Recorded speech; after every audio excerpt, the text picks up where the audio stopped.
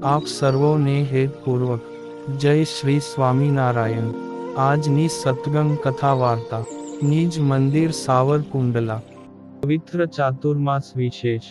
આજની સત્સંગ કથા વાર્તામાં આપણે ઉત્સવ કથા અંતર્ગત ભાદરવા સુદ કેવડા ત્રીજના વ્રત વિધિ અને મહાત્મ્ય વાર્તા સાંભળશું।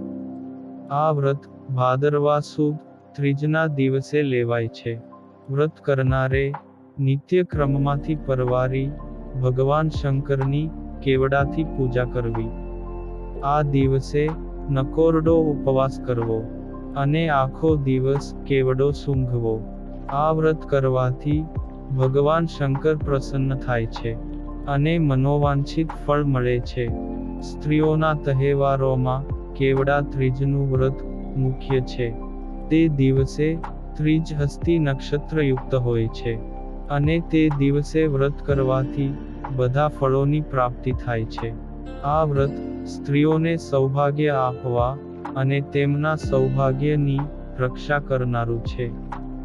દેશમાં લગભગ બધી જ જગ્યાએ આ વ્રત કરવામાં આવે છે। આ દિવસે શંકર અને પાર્વતીની શાસ્ત્રમાં બતાવેલા વિધિ મુજબ વિશેષ રૂપે પાર્થિવ લિંગની પૂજા કરવામાં આવે છે।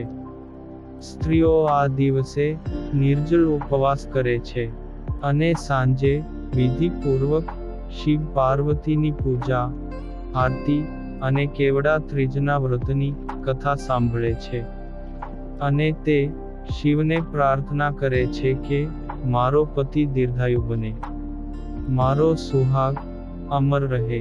રાત્રે પણ તે પાણી પીતી નથી। વહેલી સવારે સ્નાન પૂજા કરીને સૂર્યોદય પછી તે પારણા કરે છે અને ઉપવાસ તોડે છે। કુંવારી છોકરીઓ આ વ્રત દ્વારા એવું માંગે છે કે તેમનો ભાવિ પતિ સુંદર અને સુયોગ્ય હોય। ત્રીજના એક દિવસ પહેલા વિવાહિત સ્ત્રીઓ પોતાના હાથોમાં મહેંદી મૂકે છે।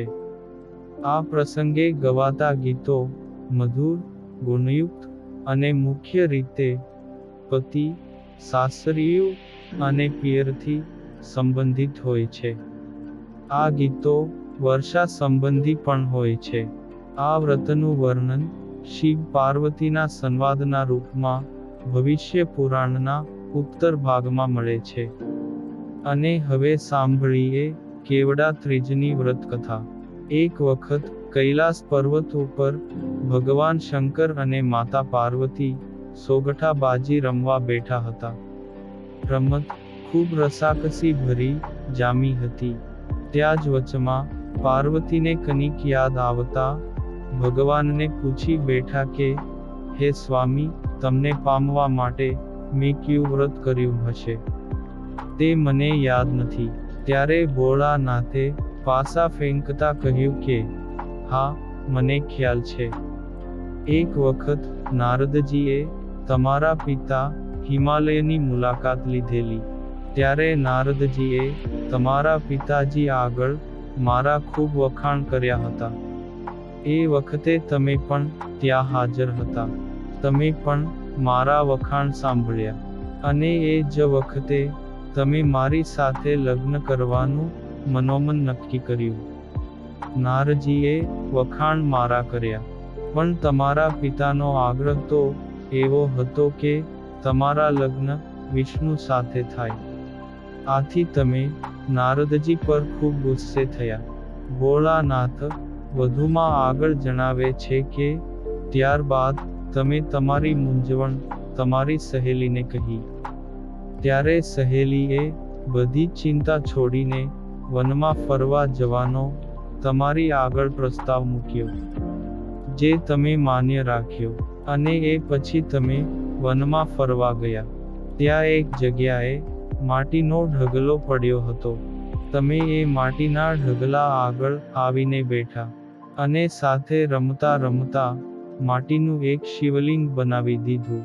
ત્યાર પછી તેની પૂજા કરવા માટે કેવડો, બીલીપત્ર વગેરે લાવ્યા ને ભક્તિ ભાવે આ બધી વસ્તુઓ શિવલિંગ પર ચઢાવી। ત્યારે ભાદરવા સુદ ત્રીજનો દિવસ હતો. તેમે એ દિવસે ગુસ્સામાં ને ગુસ્સામાં કંઈ ખાધું ન હતું. છતાં પણ તમે પ્રસન્ન ચિત્તે ભૂખ્યા પેટે મારી પૂજા કરી. આથી હું તમારા ઉપર પ્રસન્ન થયો અને તમને વરદાન માંગવા કહ્યું. ત્યારે તમે વિનમ્ર ભાવે ફક્ત એટલું જ માંગ્યું કે, હે ભોળાનાથ, જો મેં આપને ખરા અંતરથી ભજ્યા હોય અને ખરા હૃદયથી પ્રેમ કર્યો હોય તો આપ મારા સ્વામી બનો. ત્યારે મેં તથાસ્તુ કહીને પછી હું અદૃશ્ય થઈ ગયો. ત્યાર પછી તમારા પિતા તમને શોધતા શોધતા ત્યાં આવી ચડ્યા અને તમને કંઈક પૂછે એ પહેલા જ તમે એમને જણાવી દીધું કે હું તો તન મનથી મારા ભોળા શંભુને વરી ચૂકી છું. માટે હવે હું અન્ય સાથે લગ્ન નહીં કરી શકું. આમ તમે જાણે અજાણે એ દિવસે મને કેવડાથી પૂજ્યો હતો. એટલા માટે એ વ્રતનો પ્રભાવ તમારા પિતાજી ઉપર પણ પડ્યો અને થોડા દિવસમાં જ તેમણે તમારા લગ્ન મારી સાથે કરી દીધા. ભગવાન ભોળાનાથે આગળ કહ્યું કે મારા શિવલિંગ ઉપર હંમેશા બીલીપત્રો જ ચડતા હતા.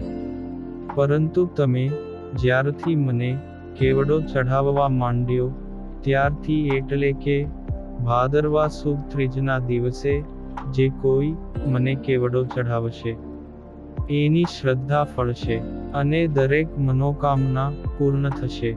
તે હે ભોળાનાથ, તમે જેમ પાર્વતીને ફળ્યા તેમજ આ વ્રત કરનારા સૌ કોઈને ફળજો. અને હવે પછીની કથા વાર્તા આપણે આગળના ભાગમાં સાંભળશું. અત્યારે આપ સર્વોને ભાવથી જય શ્રી સ્વામિનારાયણ.